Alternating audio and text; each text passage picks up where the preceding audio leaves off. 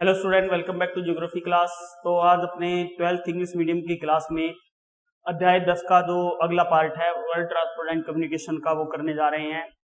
तो कल अपना लास्ट जो छोड़ा था वो छोड़ा था अपने वाटरवेज को कर रहे थे। तो वाटरवेज के अंदर इंटरनल वाटरवेज जो है उसके बारे में अपने स्टडी कर रहे हैं। इंटरनल वाटरवेज, इंटरनल वाटरवेज के अंदर अपना जो है वो यूरोपियन इंटरनल वाटरवे जो है वो हो चुका है।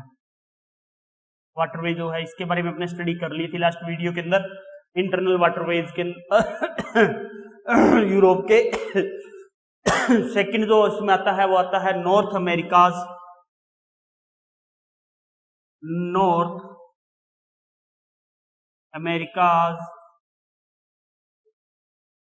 Internal waterways. अब जो पढ़ना है वो पढ़ना है नॉर्थ अमेरिका के बारे में। तो नॉर्थ अमेरिका की बात में कर रहे हैं अपने। तो नॉर्थ अमेरिका के बारे में भी अपने पढ़ लिया था। अभी ये जो है अपने ग्रेटर जो लेक्स वगैरह जो है उनके लोग जो है बिटवीन अपने स्थित है। यूएसए एंड कनाडा जो है वो फुल फैसिलिटी से अपने प्रोवाइड करता है वाटर ट्रांसपोर्ट यहाँ पर। इसका जो मेजर ट्रेनिंग रूट्स जो है वो अपने with the conveyance of shipping by the Superior, Michigan, Erie, आरू लेक्स जो हैं, लॉरेंस रिवर है, मिसिसिपी रिवर जो है वो यहाँ पे चलती है। इसके बाद में तीसरा जो कर रहे थे वो भी कर लिया आपने, internal waterways of Asia. Internal waterways of Asia इसके बारे में भी अपने पढ़ चुके हैं। भी जो इंटरनल वाटरवेज अपने हैं जो एशिया के अंदर वो जो हुआंगहो रिवर जो है वो नेविगेबल जो है वो 200 अप टू 200 किलोमीटर तक वो है। माउथ इन चाइना के अंदर यांगटीसी रिवर जो है वो also is navigable from Shanghai city of Chongqing, Sikiang river flowing in the southern part of Asia जो है वहां पर आता है। इसके बाद में अपने जो फोर्थ करना है वो करना है inland waterways of south America.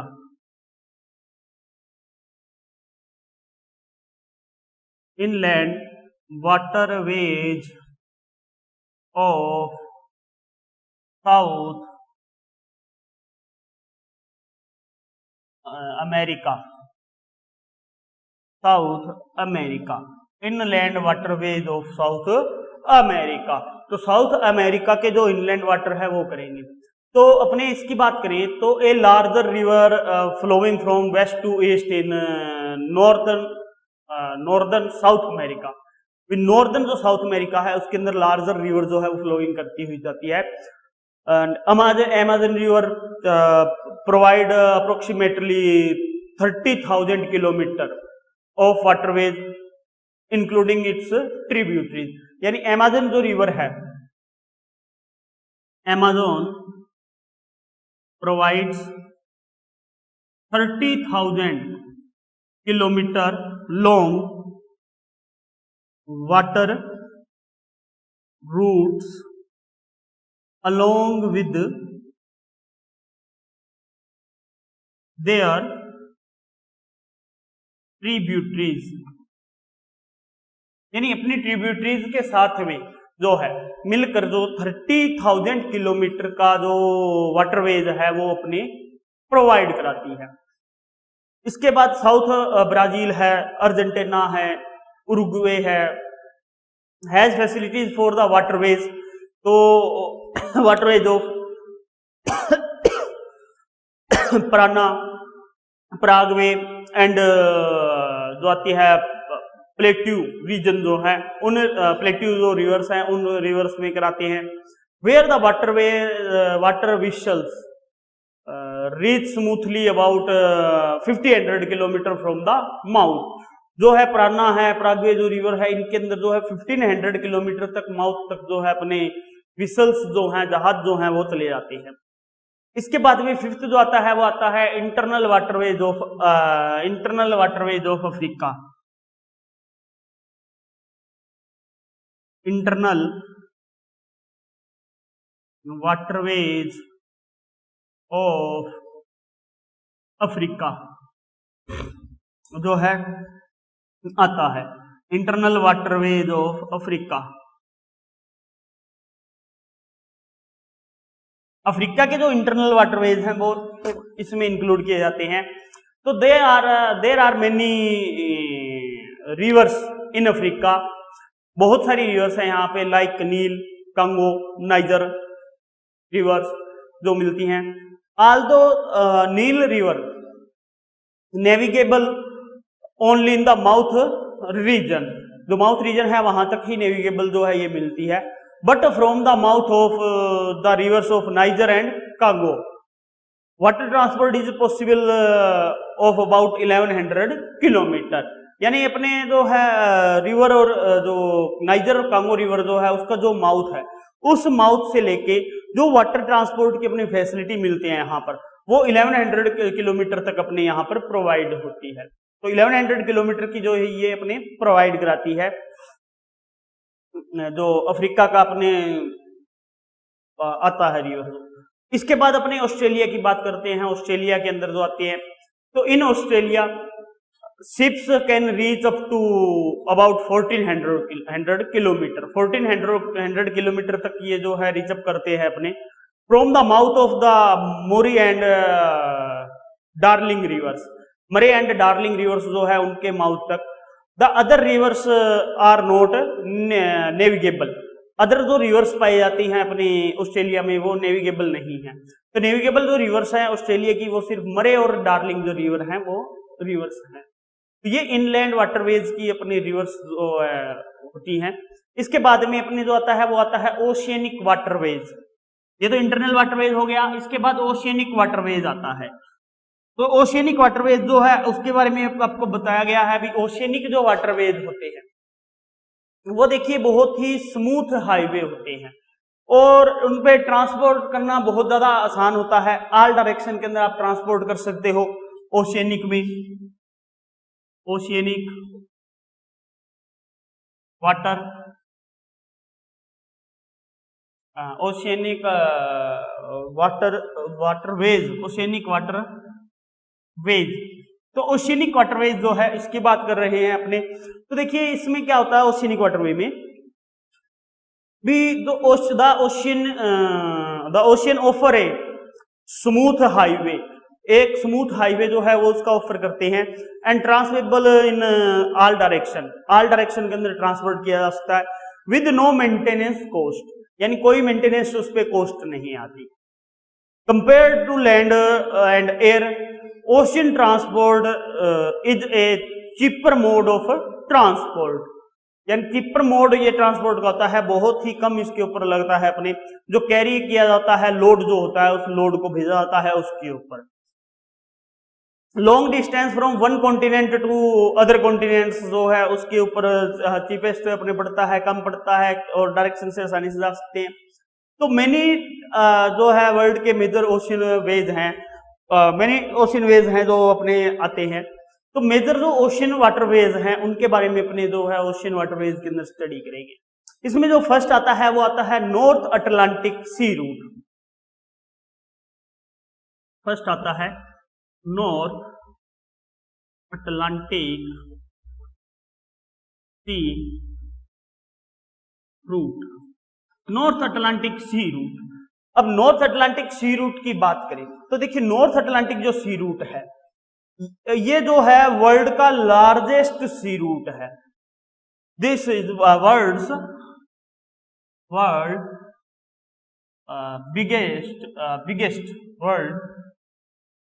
Biggest sea route, larger कह सकते हैं इसे, या बिगेस्ट सी वाटरवे कह सकते हैं, या बिगेस्ट सी रूट जो है वो ये आता है वाटरवे में। The most used waterway connect west European countries and North America, यानी ये कनेक्ट किसे करता है, जो वेस्ट यूरोपियन कंट्रीज को countries connect to North America, North America से जोड़ता है वेस्टर्न कंट्रीज को। Almost 1/4 of the world, 1/4 of the world international trade is carried by this route. 1/4 जो है अपने ट्रांसपोर्ट जो किया जाता है इंटरनेशनल ट्रांसपोर्ट, उसका कैरी करता है ये, यानी 1/3 जो या 1/3 भाग जो है वो इसमें होता है। अब अपने इसकी बात कर रहे हैं तो सी रूट के अंदर 25% वर्ल्ड के जो मेरीन वेसल्स हैं वो यहां से जाते हैं, और 30 of the 50 major parts of ports of the world are located on this route. यानी 30 से लेके 50 जो इंपॉर्टेंट पोर्ट्स हैं वर्ल्ड के, वो इसके ऊपर अपने लोकेटेड मिलते हैं। नॉर्थ जो अपने मिलता है सी रूट इसके ऊपर। आगे इसके बाद सेकंड जो आता है वो आता है मेडिटेरियन सी रूट। मेडिटेरियन सी रूट या Mediterranean and Indian ocean waterways कह देते हैं जिसे। सेकंड इसमें अपने जो आता है वो आता है मेडिटेरियन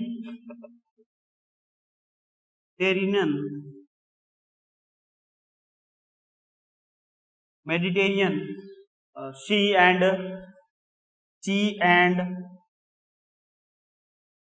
इंडियन ओशियनिक वाटरवे।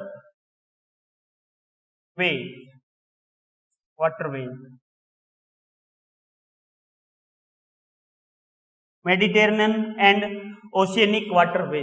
तो मेडिटेरियन और ओशियनिक वाटरवेज जो बात कर रहे हैं या इंडियन ओशियनिक वाटरवेज की बात कर रहे हैं, तो this is the longest commercial sea route. ये क्या है? Longest commercial sea route. Longest commercial sea route है इन द वर्ल्ड के अंदर। It goes through middle part of the world and serve the largest part of the world and world's maximum population. Middle part of world जो कहाँ से जाता है? Through to middle part of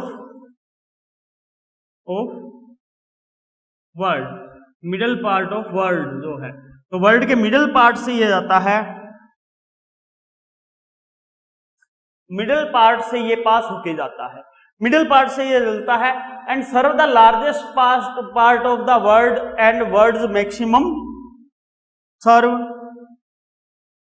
largest part of world and the maximum population. यानी बहुत बड़े भाग को ये सर्व करता है अपनी जो फैसिलिटी है वो, और मैक्सिमम जो पॉपुलेशन पाई जाती है उस मैक्सिमम पॉपुलेशन को ये करता है। This waterway serve about 75% of world population. यानी 75% जो वर्ल्ड पॉपुलेशन है उस 75% वर्ल्ड की पॉपुलेशन को अपनी जो है सर्विस देता है।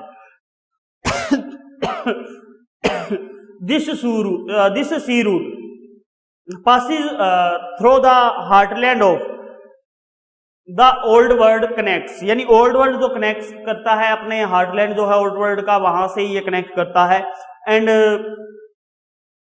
इंडस्ट्रियल जो अपने कंट्रीज है इन वेस्टर्न यूरोप, उन वेस्टर्न यूरोप की इंडस्ट्रियल कंट्रीज को ये जोड़ता है विद द मेडिटेरियन सी से जोड़ते हुए ये चलता है। And the Red Sea and the Indian Ocean sea जो है, इंडियन ओशियन सी को इससे जोड़ता है। तो अपने और Indian Ocean C of east Africa से तो south Asia and Australia, New Zealand, commercial agriculture and animal husbandry based economy जो है वो इसके ऊपर अपने बेस्ड है। Before the construction of the Suez कनाल, यानी सुएज कनाल के कंस्ट्रक्शन के बाद this was the root connecting Liverpool and Colombo, which is 6,400 kilometer longer than the Suez and canal route, Suez canal route से। तो ये अपने बातें आती हैं। अब ये जो है इससे अपने मेन जो अपने जो सर्व किया जाता है या ट्रेड जो किया जाता है मेन, वो ट्रेड जो है वो अपने नेचुरल रिसोर्सेज जो है उनका किया जाता है, जैसे गोल्ड है, डायमंड है, कॉपर है, ऑयल पाम ऑयल है, कॉफी है, फ्रूट्स है, तो ये अपने होते हैं। पोर्ट जो है इसके ऊपर अदन है, मुंबई है, कोचीन है, कोलंबो है, एडिलेड है, तो ये अपने पोर्ट्स जो है वो इसके ऊपर जो है बने हुए हैं। जो मेडिटेरियन सी या इंडियन ओशियन वाटरवेज आता है इसके ऊपर। इसके बाद अगला जो थर्ड नंबर अपने आता है वो आता है, थर्ड नंबर जो है वो है the Cape of Good Hope route. Third है the Cape of Good Hope route. The Cape of Good Hope route जो है ये आता है, the Cape of Good Hope route. अब देखिए the Cape of Good Hope route की बात करें तो ये भी एक अनदर इंपॉर्टेंट अपने जो है वाटरवेज के अंदर आता है। क्यों आता है?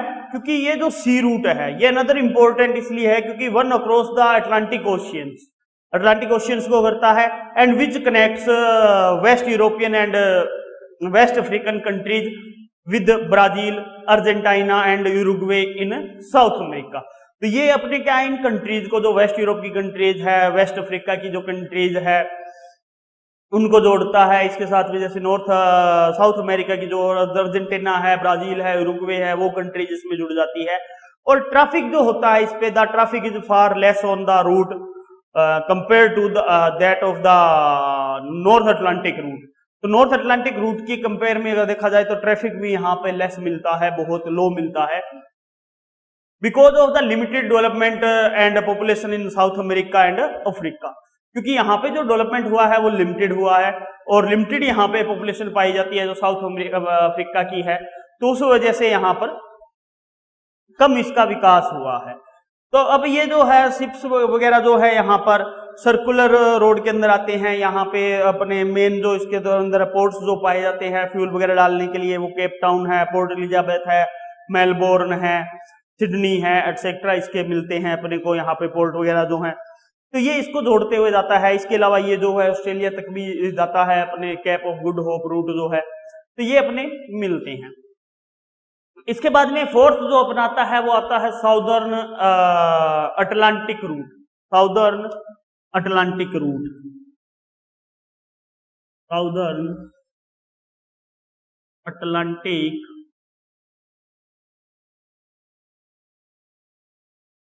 रूट। तो साउदर्न अटलांटिक रूट जो है, इस साउदर्न अटलांटिक रूट की बात करें तो देखिए इसमें क्या होता है साउदर्न अटलांटिक रूट में तो जो शिप्स हैं वो from Rio de Janeiro go to East Africa. Rio de Janeiro से अपने जो है शिप्स जाते हैं और go to Africa, Asia and Australia. तो ऑस्ट्रेलिया जाते हैं through to Cape Town, Cape Town होते हुए in South America. There is a dense intensive forest like the Amazon basin, and there is a wide pasture land like Brazilian plateau मिलता है, and Patagonia में जो plateau मिलता है वो, and there is a fertile agriculture extend like Pampas area मिलता है। It has mineral deposit in areas like the Andes, Andes के जो मिलते हैं अपने एरिया, तो वो एरिया यहाँ पे मिलते हैं। तो उसकी वजह से ये जो है एक्सपोर्ट जो यहाँ से किया जाता है साउथ अमेरिका से, ईस्टर्न कोस्ट जो है इसका साउथ अमेरिका का, तो यहाँ से कुछ अपने एक्सपोर्ट भी किया जाता है, जैसे वीट है, मेज है, वूल है, लेदर है, ये यहाँ से किया जाता है। यहाँ पे जो मेन इसके ports like Rio de Janeiro आता है, सेंटोस है, मोंटेविया है, ब्यूनस आयर्स है, ये इसके कुछ पोर्ट्स आते हैं इसके ऊपर साउथ अटलांटिक रूट के ऊपर। इसके बाद अगला जो अपने रूट आता है वो आता है बे कैरेबियन सी रूट। पांचवा आता है बे कैरेबियन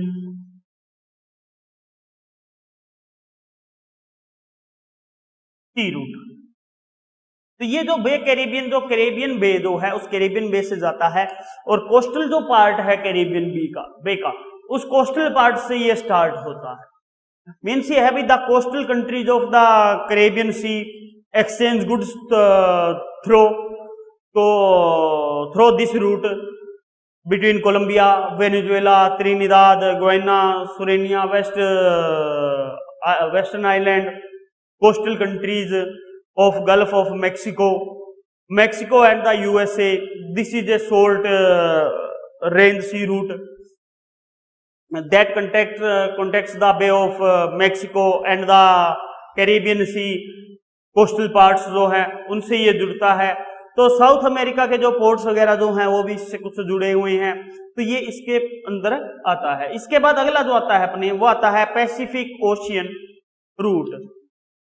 फिफ्थ हो गया बे कैरेबियन सी रूट। इसके बाद सिक्स्थ जो आता है वो आता है पैसिफिक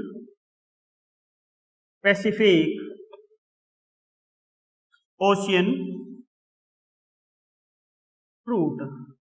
पैसिफिक ओशियन रूट्स, देखिए ये जो रूट है इस रूट का अपने कह सकते हैं भी ओशियन जो है सबसे लार्जेस्ट है पैसिफिक ओशियन, लेकिन यहाँ पे जो रूट होता है या वाटर जो ट्रांसपोर्ट होता है वो वेरी लेस होता है। क्यों होता है? क्योंकि पैसिफिक ओशियन के जो बोथ साइड्स हैं उन बोथ साइड्स के ऊपर इंडस्ट्रियल डेवलपमेंट वाली जो कंट्रीज है वो कम है, लेकिन एग्रीकल्चर डेवलपमेंट वाली ज्यादा है, इसलिए ये जो रूट है वो थोड़ा बिजी कम रहता है।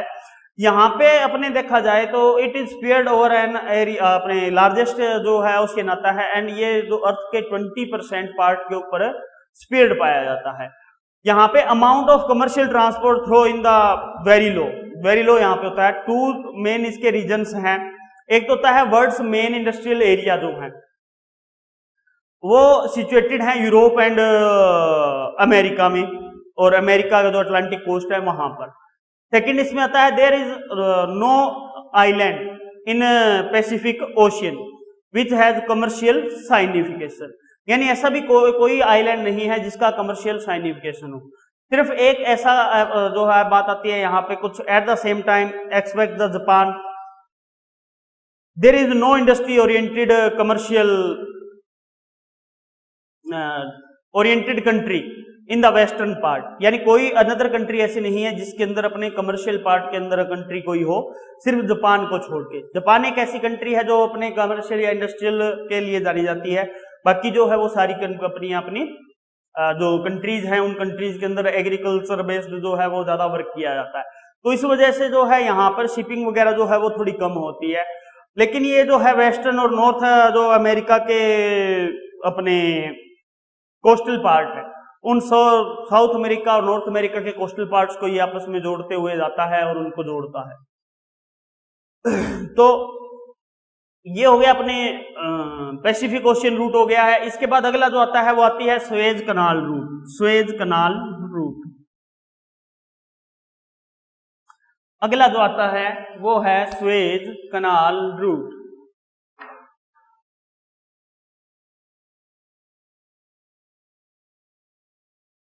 सेवंथ आता है सुएज कैनाल रूट। और सुएज कैनाल रूट की बात करें अपनी, तो सुएज कैनाल जो रूट है, ये सुएज कैनाल रूट जो है इसकी देखिए बात ये है भी ये जो है सुएज कैनाल एक आर्टिफिशियल वाटरवे है डिजाइन किया हुआ। ये आर्टिफिशियल मतलब इसको बनाया कैसे गया? अपने जो मेडिटेरियन सी है और रेड सी जो है उन मेडिटेरियन और रेड सी को जोड़ने के लिए। मतलब ये यहाँ पे ऐसे आता है, ये यूरोप वाला पार्ट बना देता हूं मैं, यहाँ पे सिर्फ जो है अपने काम का सिर्फ वही बनाएंगे।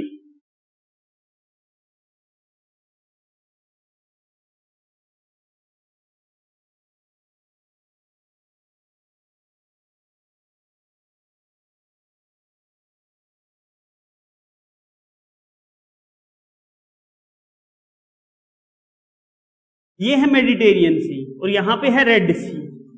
तो ये मेडिटेरियन और रेड सी जो है, इन मेडिटेरियन और रेड सी के पास में, यहाँ पर इजिप्ट के पास में, यहां से ये कैनाल निकाली गई है, सुएज कनाल जो है, यहां से सुएज कनाल जो है वो निकाली गई है। तो यहां से ये सुएज कनाल जो है वो बनाई गई है।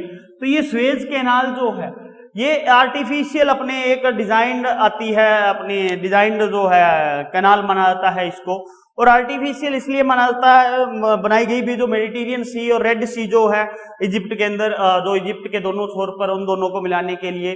एंड ये स्कीम जो है वो 1859 के अंदर जो है डायरेक्शन इंजीनियर थे अपने फर्डिनेंड डी लेब्स, तो उनके डायरेक्शन में ये अपने जो लॉन्च की गई थी। और फ्रेंच एम्बेसी जो थी, उस फ्रेंच एम्बेसी में लोकेटेड इन अलेक्जेंड्रिया, दाकलान जो कनाल थी, इस कनाल को अपने इनऑर्गेनेटेड 1869। इसकी जो लेंथ है कनाल की, वो लेंथ है 162 किलोमीटर, यानी इस कनाल की जो लेंथ है, लेंथ 162 किलोमीटर पाई जाती है। इस कनाल की लेंथ 162 किलोमीटर है। एवरेज जो विथ है वो 60 मीटर है, विथ जो है वो 60 किलोमीटर मिलती है सुएज कनाल की। एंड डेप्थ जो है वो मिलती है 10 मीटर, डेप्थ जो है वो मिलती है 10 मीटर। तो इसकी जो एवरेज अपने बात करें भी, डेप्थ मिलती है, एवरेज लेंथ जो मिलती है वो कितनी मिलती है, तो वो अपने मिलती है 60 मीटर। 60 मीटर तो इसकी वाइड मिलती है, एंड 10 मीटर जो है इसकी गहराई मिलती है। तो सुएज कैनाल जो है ये अपने जो इंडिया के साथ में, अपने जब यहाँ पे इंडिया के अंदर ब्रिटिश कॉलोनियल रूल था, तो उस समय इस कैनाल को बनाया गया। और पहले जो थे अपने विदेशी जो थे वो यहाँ से इस प्रकार से यहाँ होकर ऐसे आते थे, यानी अटलांटिक ओशियन से चलते थे, तो ये अटलांटिक ओशियन को सारा अफ्रीका को पार करके इंडियन ओशियन में सीधा आते थे। तो अब यहाँ पे क्या हुआ, ये अटलांटिक ओशियन वाला जो रूट है ये यहाँ से अपने मेडिटेरियन सी में आएगा, मेडिटेरियन सी से सुएज कनाल से होते हुए रेड सी, और रेड सी से इंडियन ओशियन जो है उस इंडियन ओशियन में डायरेक्ट आ जाती है। तो इससे जो इनके बीच की लेंथ थी वो लेंथ कम हो गई है। लिवरपूल और कोलंबो के बीच में जो अपनी लेंथ है वो 1600 किलोमीटर जो है वो कम हो चुकी है केप ऑफ गुड जो होप रूट है उसके मुकाबले। एंड इजिप्ट जो है उस इजिप्ट में भी ये मिलती है। तो इससे देखिए ये कनाल जो है, इस कनाल को अपने जो ट्रेड हो रहा था, इंटरनेशनल ट्रेड हो रहा था, उस इंटरनेशनल ट्रेड को करने के लिए जो है इसका अपने निर्माण किया गया, इसको बनाया गया था, या फॉर्मेशन जो है वो की गई थी। तो ये कैनाल जो है, इस कैनाल के ऊपर अपने जो है वेस्टर्न कंट्री जो है वो जुड़ जाती है, और जो ये एशियन कंट्रीज जो है, इन एशियन कंट्रीज के अंदर अपनी जितनी फैसिलिटी आती है, फैसिलिटी प्रोवाइड कराने के लिए ये बनाई गई थी। तो जो सुएज कैनाल रूट है, जो सुएज कैनाल रूट के बाद में अगला जो आता है वो आती है the Panama canal. The Panama canal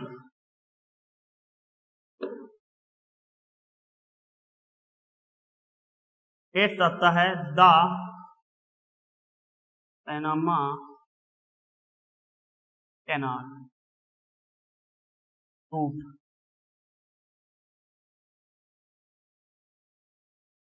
the Panama canal route, देखिए ये कैनाल जो है वो बनाई गई थी अपने जो नॉर्थ अमेरिका है,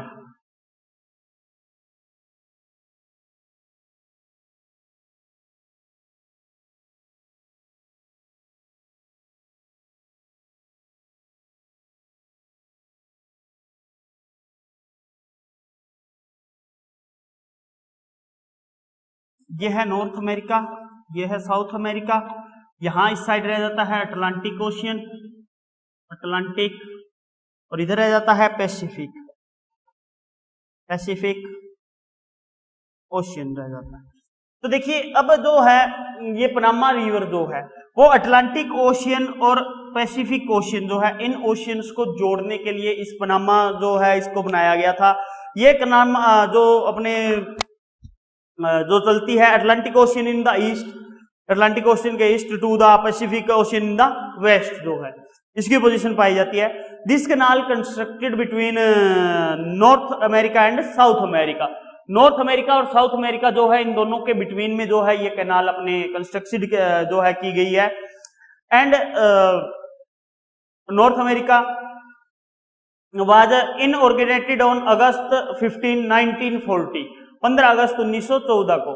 throw the idea of canal was started in the 16th century.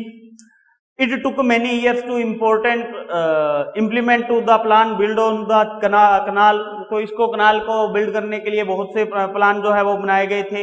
ये जो पनामा जो अपने कैनाल है, इस पनामा कैनाल के अंदर लॉक्स सिस्टम पाया जाता है, यानी कॉरिडोर जो है उसको कॉरिडोर में लॉक सिस्टम पाया जाता है। लॉक सिस्टम के द्वारा जो है इसमें अपने जो शिप्स हैं उन शिप्स को आगे भेजा जाता है। तो इसमें 3 लॉक सिस्टम पाया जाता है। तो ये जो है 85 ईयर्स के अंदर जाके अपने तैयार हुई थी। क्यों हुई थी? क्योंकि जो ये पनामा रिवर जो है, इस पनामा रिवर के जो नजदीक जितना भी वो एरिया है, उस एरिया के अंदर काफी जो है मच्छर वगैरह जो है काफी पाए जाते थे। उस मच्छर वगैरह पाए जाने की वजह से वहां पे डिजीज वगैरह ज्यादा आ जाती थी, उससे लोग जो है वो मर जाते थे। अमेज़न बेसिन वगैरह जो क्षेत्र है वो यहाँ पे मिलता था पेड़ों का, तो उस वजह से भी अपने यहाँ पे ज्यादा हो जाता था। तो ये 1 जनवरी 2000 को अब जो है पनामा कंट्री जो है उस पनामा कंट्रीज के अपने अंडर में आ चुकी है। पनामा कैनाल जो है ये 82 किलोमीटर लॉन्ग है and 12 kilometre deep with deep cut बना हुआ है इसका। इसकी जो मिनिमम डेप्थ है वो 12 मीटर पाई जाती है और इसकी विड्थ जो है वो 90 मीटर पाई जाती है। The largest sea level of the canal total of is 26 metre high above sea level, यानी 26 किलोमीटर पाया जाता है हाई अबोव सी लेवल से। तो there are 3 locking system entering in the canal with total of 6 blocks. तो total 6 block के साथ में 3 सिस्टम बनाए हुए हैं। पहला जो बनाया गया है वो बनाया गया है गाटून लॉक्स, इसके अंदर एट द अटलांटिक के पास में ही। सेकंड जो बनाया गया है वो बनाया गया है Pedro Miguel locks in the middle area के अंदर जो है, यहाँ अटलांटिक ओशियन के पास में जो बनाया गया गाटून, यहाँ जो आता है अपने पेड्रोमिकोट जो है लॉक्स वो बनाया गया है। थर्ड जो बनाया गया है वो बनाया गया लास्ट में Miraflores in the at the Pacific end के ऊपर। तो ये जो डिस्टेंस बिटवीन कम होती है वो New York and San Francisco has reduce about 13,000 kilometre तक इसकी होती है। San Francisco distance from New Orleans is about 900 kilometre जो है कम हो जाती है। तो इसलिए ये जो अपने दूरी है उस दूरी को कम करने के लिए बनाए गए हैं। तो अपने जो है वाटरवेज जो है वो सारे कंप्लीट होते हैं। वाटरवेज के बाद में अगला जो आएगा वो अपना टॉपिक आएगा air transport. Air transport, air transport.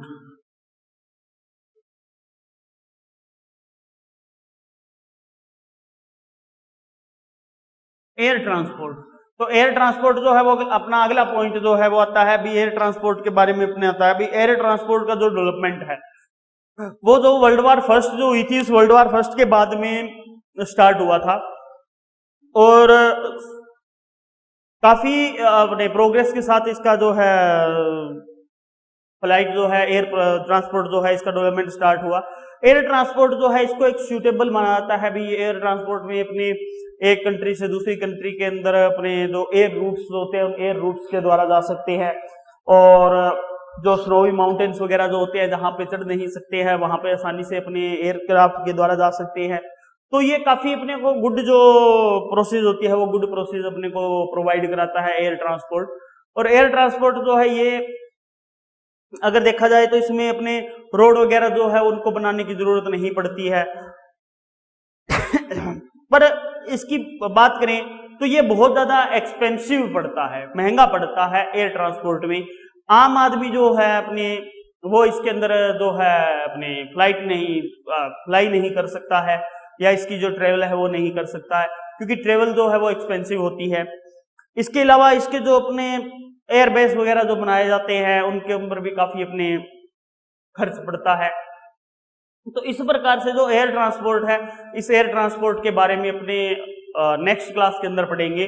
आज जो है वो अपना वाटरवेज कंप्लीट हो गया। एयर ट्रांसपोर्ट जो है इसके बारे में डिटेल से अपने अगले वीडियो में आएगा। आज के लिए इतना ही। Thank you.